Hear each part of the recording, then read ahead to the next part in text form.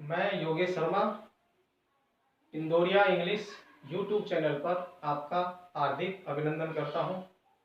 प्यारे विद्यार्थियों, जैसे कि हम पास्ट टेंस पढ़ रहे थे और इसके हम 3 जो पार्ट है वो पढ़ चुके हैं। आज हम इसका जो लास्ट अंतिम जो पार्ट है पास्ट परफेक्ट कंटिन्यूअस टेंस वो पढ़ने जा रहे हैं। तो आप देखें, हम शुरू करते हैं पास्ट परफेक्ट कंटिन्यूअस टेंस।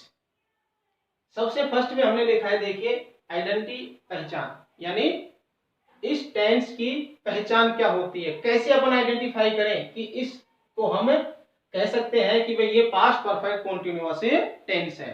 तो फर्स्ट में देखिए, हालांकि ऐसा ही टेंस हम पढ़ चुके हैं, प्रेजेंट परफेक्ट कंटिन्यूअस टेंस। जो उसमें रूल है सेम एज इट इज वैसे इसमें चलेंगे। विद टाइम,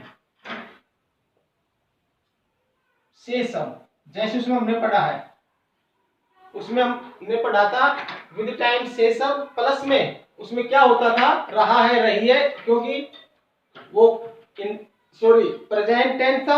आज हम पास्ट पढ़ रहे हैं तो इसको हम पहले पढ़ चुके हैं।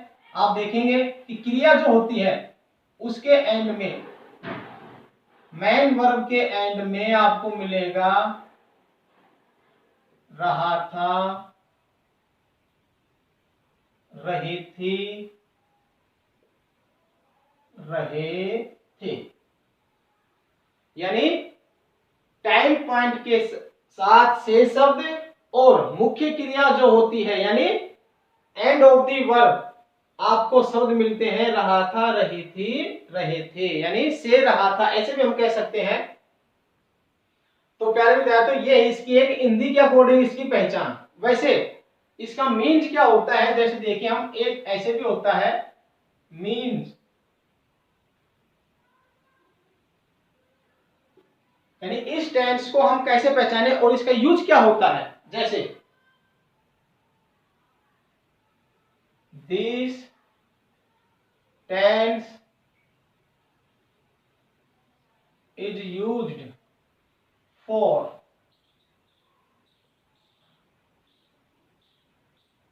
डेस्क्राइब, यानी ये जो टेंस होता है ना उसका प्रयोग किस लिए किया जाता है, describe any incidents and work. कहने का मतलब कोई भी घटना हो, कोई भी कार्य हो, यदि उसका वर्णन करना हो in past time for a fix point of A time. ये देखिए, इसको वैसे हम समझ सकते हैं कि इस टेंस का यूजेस क्या होता है, यानी उसका मेन जो मीन है वो क्या होता है, वो ये होता है कि इस टेंस का उपयोग या वर्णन जो भी घटना होती है या कोई भी वर्क होता है उसका पास्ट टेंस में वर्णित किया जाना, या कहने का मतलब ये समझ सकते हैं आप इसको कि कोई भी कार्य एक निश्चित समय अवधि के लिए यानी भूतकाल में शुरू हुआ और भूतकाल में वो समाप्त हुआ। क्लियर है? जैसे फॉर एग्जाम्पल आगे हम लिखेंगे तब आपको समझ में आएगा। जैसे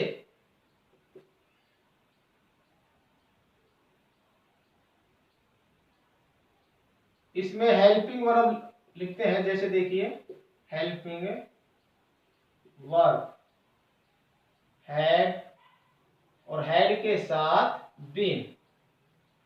helping verb had past perfect tense में हम पढ़ चुके थे। अब इसमें आप देखोगे जो हेल्पिंग वर्ब है वो हैड यूज होती है, लेकिन उसके साथ बीन शब्द आपको ऐड करना है और प्लस V4 का मतलब आप अच्छे से समझ गए होंगे कि मेन जो वर्ब होती है उसके अंदर ING यूज किया जाता है। समझ गए? तो देखिए, इसमें हेल्पिंग वर्ब हैड और उसके साथ में बीन शब्द यूज होता है और V4 यानी वर्ब के अंदर ING का लगना, उसको हम कहेंगे V4। क्लियर है। ऑल सब्जेक्ट, इसमें देखिए एक ही हेल्पिंग वर्ब होती है जो प्रत्येक सब्जेक्ट के साथ आपको यूज करना है, यानी सब्जेक्ट सिंगुलर हो या प्लूरल हो, इस पे किसी भी सब्जेक्ट का कोई इफेक्ट नहीं होता है, इसमें आपको सिर्फ हैड ही यूज करना है। क्लियर है। अब देखिए जैसे हमने यहां मील लिखा है, ठीक, अब इसके आगे टाइम एडजेक्टिव या टाइम पॉइंट इस टेंस में, यानी से शब्द के लिए, से शब्द के लिए वैसे हम अमूमन देख इससे पहले पढ़ चुके हैं आप, मैंने उस वीडियो में उस टेंस के अकॉर्डिंग हमें बताया था कि टाइम पॉइंट इसमें क्या यूज होता है, सिंस और फॉर, ये हम पहले पढ़ चुके हैं कि अब जो से शब्द होता है इसके लिए हम नॉट फ्रॉम यूज, से के लिए आप सिंस और फॉर यूज करेंगे। तो सिंस का यूज ये हम पहले पढ़ चुके हैं, सिंस यानी पॉइंट ऑफ टाइम, यानी निश्चित समय, ये हम पहले भी पढ़ चुके हैं, निश्चित समय होता है तो हमें सिंस यूज करना है। क्लियर है। फॉर ड्यूरेशन ऑफ टाइम, यानी समय की अवधि, समय अवधि के लिए।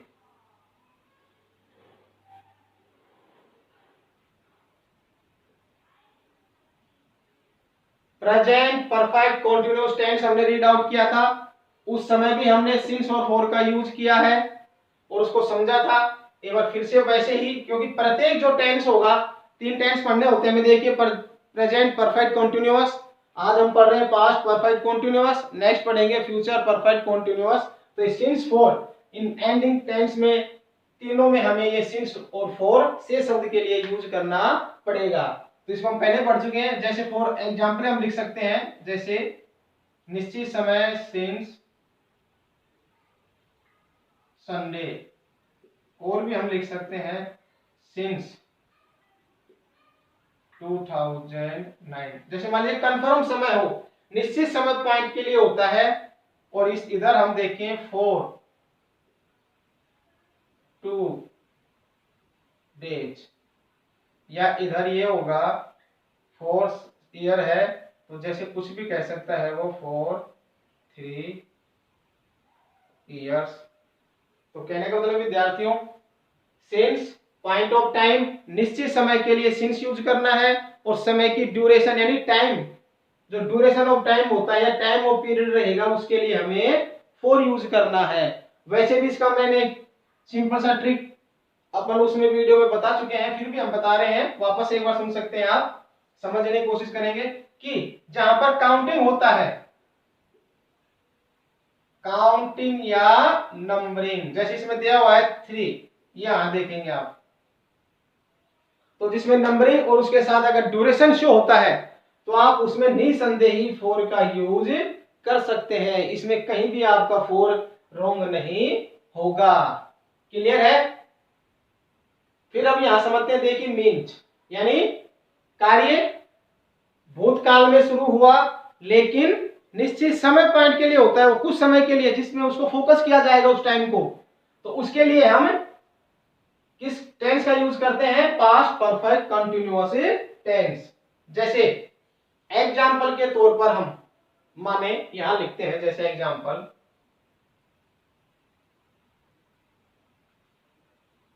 मैं सुबह 10 बजे से पढ़ रहा। फॉर एग्जाम्पल मानते हैं अपन, जैसे मान लीजिए 10 बजे ये टाइम है, या फिर इसकी जगह आपको हमें एक नाम दे दे, राम या मोहन, कोई भी नाम दे दिया आपने मान लीजिए, और इधर मान लिया आप जैसे पेरेंट्स है आपके, पेरेंट्स, अब 10 बजे से राम या मैं, जैसे आप हो मान लो पढ़ रहे थे, अब इधर अपन मान लें कि समय हुआ 12,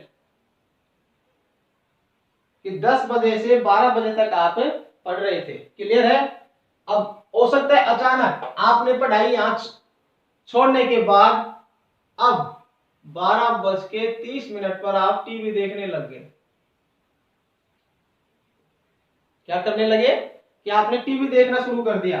पेरेंट्स आते हैं और नेचुरल होगा कि वो राम को या जैसे आपको निश्चित रूप से कहेंगे, अरे टीवी देख रहे हो, आपको पढ़ने के लिए कहा था, ये राम आप टीवी देख रहे हो। तो जो राम है या आप जैसे मान लो कोई भी नेम है तो तुरंत कहेगा देखिए वो कि नहीं नहीं मैं तो सुबह 10 बजे से पढ़ रहा था, यानी 10 बजे से मैं तो पढ़ ही रहा था, मैंने तो टीवी देखना अभी आरंभ किया, यानी अभी स्टार्ट ही किया है मैंने टीवी देखना। तो इसका मतलब कि ये पॉइंट है 10 बजे से उसने शुरू किया पढ़ना और कब तक पढ़ा 12 बजे तक। कहने का मतलब 2 आवर्स, यानी 2 घंटे का समय से अध्ययन करते हुए उसको 2 घंटे का समय लगा। कहने का मतलब कि उस पे कहेगा वो नहीं नहीं बोलो मैं तो पढ़ ही रहा था, मैं तो सुबह से पढ़ रहा था बोलो, और आप कहेंगे मैं टीवी देख रहा हूँ, टीवी देख रहा तो मैंने अभी जस्ट शुरू किया है कि मैंने देखा भी नहीं और आप मेरे को टोकने भी लग गए हैं। तो कहने का मतलब कि जो 2 घंटे का समय या हो सकता है वो 3 घंटे पढ़ा हो, तो कहने का मतलब पास्ट टेंस में जो घटना या कार्य का वर्णन किया जाएगा लेकिन बिल्कुल फिक्स पॉइंट ऑफ टाइम निश्चित समय के लिए किया जाएगा, यानी उसका पॉइंट ऑफ टाइम निश्चित रहता है उसमें। तो इसमें आप देखेंगे कि 2 आवर्स ये उसका निश्चित है और इसी पे फोकस करेगा, वो इससे ज्यादा नहीं कहेगा। वो कारण है कि 10 से अब पता है राम को कि 10 से 12 बजे तक ही पढ़ा है वो, कहने का मतलब सिर्फ 2 आवर्स, तो उसी के लिए कहेगा वो। और जस्ट हो सकता है कि उसने टीवी ऑन किया हो और उसी समय पेरेंट्स का या फैमिली मेंबर कोई भी XYZ एल्डर आया हो और उसने कहा हो कि यार आप तो टीवी देख रहे हो, बोला आपको पढ़ने के लिए कहा था, तो वो फोकस करेगा नहीं नहीं बोलो इतने बजे तो मैं पढ़ ही रहा था। तो कहने का मतलब फिक्स ऑफ टाइम पास्ट में कार्य शुरू हुआ और वो उसी समय शुरू हो रहा था और चल रहा था कार्यक्रम। क्लियर है। तो शायद मुझे लगता है कि अभी आप समझ गए होंगे। हम नेक्स्ट इसके आगे अपना कंसेप्ट आता है, ये हम पढ़ चुके हैं सिंस फॉर। इसका जो कंफ्यूजन है वो शायद आपका क्लियर है। मुझे नहीं लगता है कि अभी भी शायद आपको इसमें कहीं कंफ्यूजन रहेगा कि सिंस का यूज कब करें और फॉर का यूज कब करें। तो dear students, counting with duration for use करें, प्लस अगर काउंटिंग ड्यूरेशन शो नहीं होता है तो उसमें यहां पे सिंस यूज करें। ये मैंने हिंदी के अकॉर्डिंग अपनी पहचान थी कि in the ending of Hindi sentence से टाइम के साथ रहाता रही थी रहे थे। अगर ये शब्द ये मतलब आपको हिंदी के सेंटेंस में मिलते हैं अपने को एंड में, ये हिंदी का अकॉर्डिंग आइडेंटिटी है। बाकी इसका जो मीन्स है टेंस का वो ये होता है कि कार्य एक निश्चित समय पॉइंट के लिए कि किसी भी घटना का या किसी भी वर्क का उसमें एक्सप्लेन किया जाता है, डिस्क्राइब किया जाता है, यानी उनका घटनाओं का वर्णन करते हैं। और पॉइंट ऑफ टाइम यानी फिक्स समय रहता है, 2 घंटे हो 4 घंटे हो या जो भी समय रहेगा उसमें एक निश्चित पॉइंट ऑफ समय लगता है। उस पार्ट को हमें पास्ट परफेक्ट कंटिन्यूअस टेंस से कहते हैं। क्लियर है। अब इसके आगे हम लिखते हैं फॉर्मेट। सबसे पहले लिखते हैं हम सिंपल। सिंपल में आप देखोगे subject had plus been plus V4 या वर्ब के अंदर ING यूज होना। ऑब्जेक्ट अब यहां वापस हम देखेंगे वही देखेंगे सिंस फॉर और टाइम।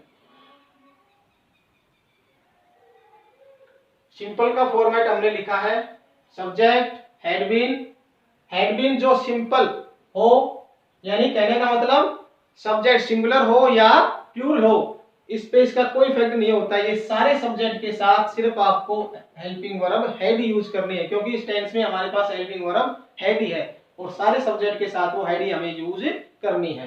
क्लियर है। अब इसका एक एग्जांपल लिख देते हैं, जैसे मैं सुबह, यही मान लेते हैं हम, मैं सुबह 10 बजे से पढ़ रहा था। मान लीजिए फॉर एग्जांपल इसको हम मानते हैं, ये सिंपल एग्जांपल है इसी का, इसी को हम इसको ट्रांसलेट करते हैं कि मैं सुबह से पढ़ रहा, सॉरी 10 बजे से पढ़ रहा था। निश्चित समय पॉइंट है। सबसे पहले सब्जेक्ट आई, एंड में देखेंगे हम हेल्पिंग वर्ब है, हैड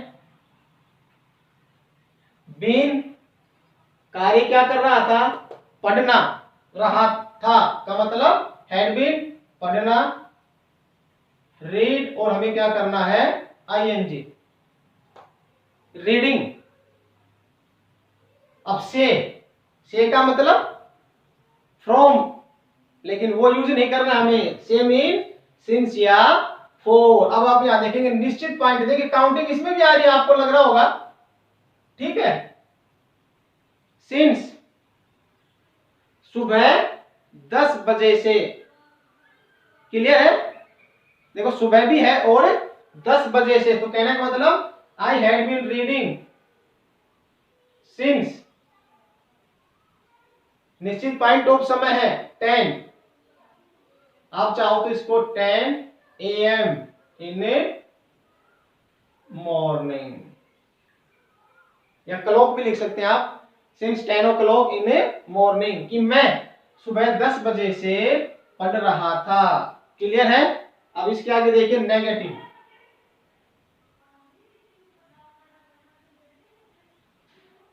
नेगेटिव का फॉर्मेट आपको पता है, आप लिख सकते हैं।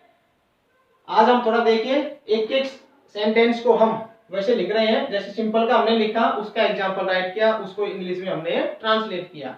अब नेगेटिव का लिख रहे हैं, हालांकि फॉर्मेट जो है आप लिख सकते हो आसानी से, क्योंकि अब आपको शायद समझ आ गया होगा, फिर भी मैं लिख देता हूं। सब्जेक्ट हैड, नोट के साथ बीन यूज हो जाएगा, not been, V4, object ending में वही सिंस, फॉर और टाइम। ये क्लियर है। एंड में हमें पता है कि सिंस, फॉर और टाइम ये हमें एंड में राइट करना है। अब इसका एग्जांपल, वैसे हम एक एग्जांपल से करते थे, लेकिन आज इसको देखिए हम अलग अलग एग्जांपल लिखे कर देते हैं। वह 2 घंटे से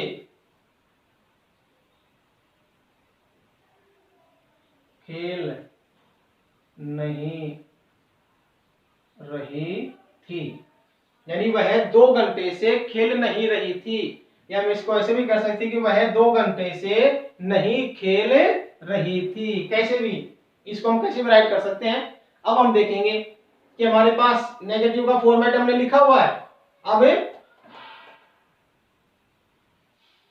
एग्जाम्पल है, इसको हमने इंग्लिश में ट्रांसलेट करना है। सबसे पहले सब्जेक्ट वह सी, रही थी या कुछ भी हो, इसमें हमें पता है हेल्पिंग वर्ब हैड बीन ही लिखना है हमें। सब्जेक्ट एक वचन हो या बहुवचन, सी हैड बीन, सॉरी देखिए नेगेटिव सेंटेंस है, तो क्या करेंगे, थर्ड नंबर पे नोट, और नोट के साथ ही हमें बीन यूज करना है। She had not been. Verb देखिए क्या है, या वापस चलते रहे, खेलना, प्ले, क्या प्ले छोड़ दे हम, नहीं, क्योंकि हमें पता है आईएनजी, V4 यानी ING. She had not been playing, से सिंस या फॉर। अब आप देखेंगे मैंने बता रखा counting with duration 2 for 2 hours, यानी काउंटिंग देखिए इसमें आपका इंग्लिश इसमें 10 तो यहाँ पर भी है, 10 तो यहाँ भी लिखा हुआ है, लेकिन ये निश्चित पॉइंट ऑफ समय था, इसमें ड्यूरेशन शो नहीं हो रही है कि सुबह से 10 बजे से, निश्चित समय है कि सुबह के 10 बजे से कार्य हो रहा था। अब यहाँ देखेंगे, अब वह 2 घंटे से खेल नहीं रही थी, कहने का मतलब कि जिन घटनाओं का या जिन कार्यों का वर्णन पास्ट में एक निश्चित समय से किया जाए, तो उसके लिए हमें past perfect continuous tense use करते हैं। तो इसमें भी देखिए प्रत्येक एग्जांपल समझा सकता है कि वह, किसी ने पूछा हो कि वो कब से नहीं खेल रही थी भाई, तो बता सकता है कि मैंने तो देखा है भैया कि वो तो सुबह 2 घंटे से नहीं खेल रही थी। तो इसका मतलब ये बिल्कुल फिक्स टाइम है, और उसी का घटनाओं का वर्णन पास्ट टेंस में किया गया है। इसके आगे देखते हैं।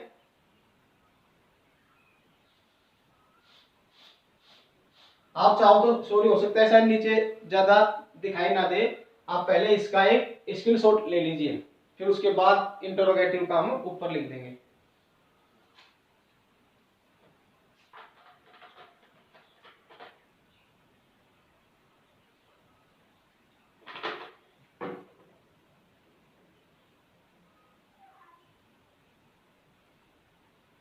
नेक्स्ट देखते हैं बच्चों,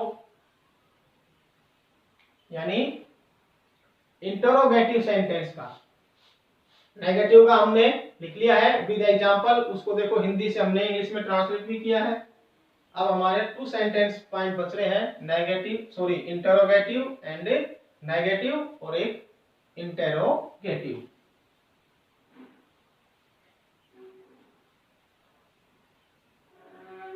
अब फर्स्ट में हम लिख लेते हैं, जैसे 3rd नंबर पे था हमारा इंटेरोगेटिव।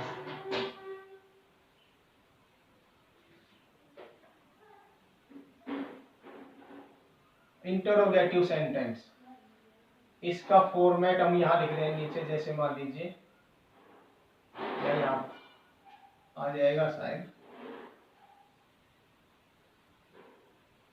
फर्स्ट में हैड प्लस सब्जेक्ट, फिर आप बीन, बिफोर, ऑब्जेक्ट,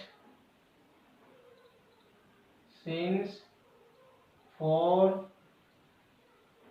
टाइम, और एंडिंग में क्वेश्चन साइन।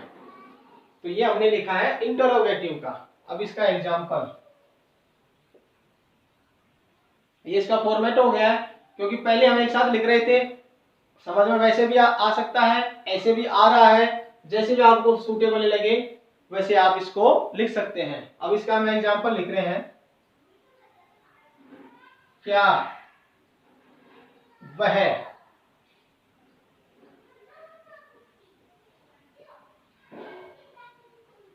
2 दिन से, 2 दिनों से या 2 दिन से, क्या वह 2 दिन से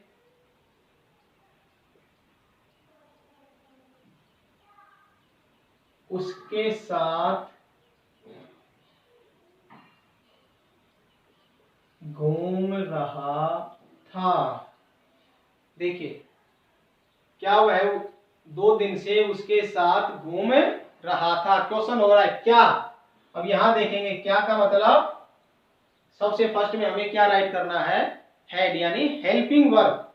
क्या का मतलब, अब आप वोट नहीं करेंगे, हेल्पिंग वर्ब। और इंटरोगेटिव सेंटेंस से पता है आपको, सिर्फ क्या होता है, सब्जेक्ट हेल्पिंग वर्ब, यानी इन दोनों का जो पहले से होता है वो हमें रिप्लेस कर देते हैं, कि जहां पहले सब्जेक्ट लिखा होता है वहां हेल्पिंग वर्ब राइट करते हैं, और जहां हेल्पिंग वर्ब लिखना होता है वहां सब्जेक्ट राइट कर देते हैं। तो फर्स्ट में देखेंगे, यहां आप लिखोगे है, सब्जेक्ट वह,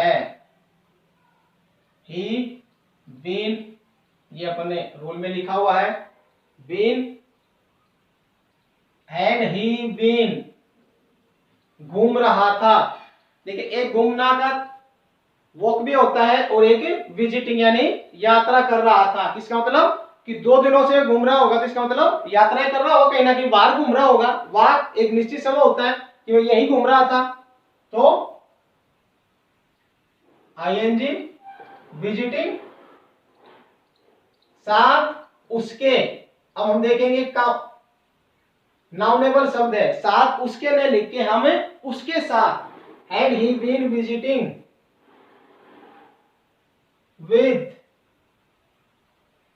हिम, सॉरी नाउनेबल शब्द नहीं था, साथ और हिम से का मतलब ही क्या होता है, फॉर या सिंस। देखेंगे हम, काउंटिंग आ रहा है और ड्यूरेशन है, 4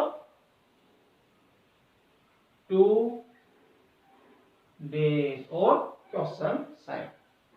ये देखिए आपका इंटरोगेटिव सेंटेंस प्रिपेयर है। तो आप बिल्कुल आसानी से बना सकते हैं। और शायद अब तक तो आपको क्लियर हो भी गया होगा कि कैसे इंटरोगेटिव सेंटेंस हमें ट्रांसलेट कर सकते हैं। नेक्स्ट देखेंगे हम 4, इंटेरोगेटिव एंड नेगेटिव। इसका जो फॉर्मेट है देखिए, फर्स्ट में वही है, helping verb, subject, not, been, before, object, since, for और टाइम, और एंड में क्वेश्चन साइन। देखिए सिंपल और नेगेटिव 2 सेंटेंस होते हैं, इक्वलिटी में बनते हैं, और इंटरोगेटिव और इंटरोगेटिव एंड नेगेटिव वो दोनों एक तरीके से होते हैं। उसमें सिर्फ हमें थर्ड नंबर पे नोट यूज करना होता है। विद एग्जांपल देखते हैं। क्या मीना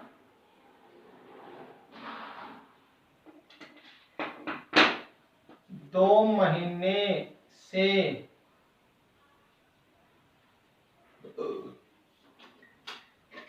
अंग्रेजी नहीं सीख रही थी। ये जैसे मान लीजिए हमने लिख दिया, क्या मीना 2 महीने से अंग्रेजी नहीं सीख रही थी। हैड मीना, थर्ड नंबर पे हमें पता है नोट यूज करना है, यहां आप लिखेंगे not been. Had Meena not been, सीखना लर्न, लर्निंग। क्या नहीं सीख रही थी? इंग्लिश। एंड में देखेंगे से यानी सिंस या फॉर। अब यहां आप देखोगे फॉर समय पीरियड है, उसमें ड्यूरेशन शो हो रहा है 2 मंथ्स, और sorry interrogative sign. Had Meena not been learning English for 2 months. Clear है? तो ये देखिए हमने जो शेष रह चुके थे इंटरोगेटिव, इंटरोगेटिव एंड नेगेटिव, ये इसका फॉर्मेट है। विद एग्जांपल हमने राइट किया है। क्लियर है विद्यार्थियों? अब इसको आप एक बार स्क्रीनशॉट इसका भी ले लीजिए।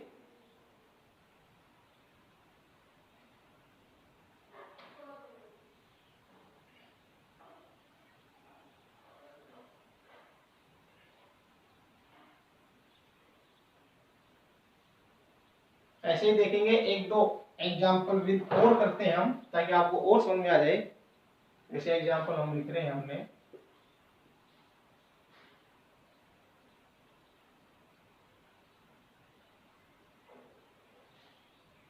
क्या मेरा भाई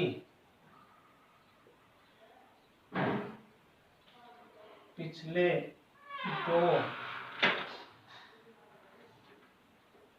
दिनों से, क्या मेरा भाई पिछले 2 दिनों से, सॉरी पिछले 2 दिनों से पढ़ाई कर रहा था। क्लियर है?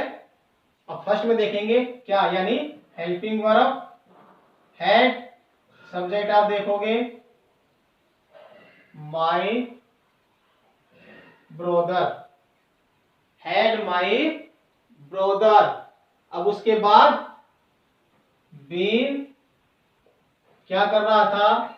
पढ़ाई,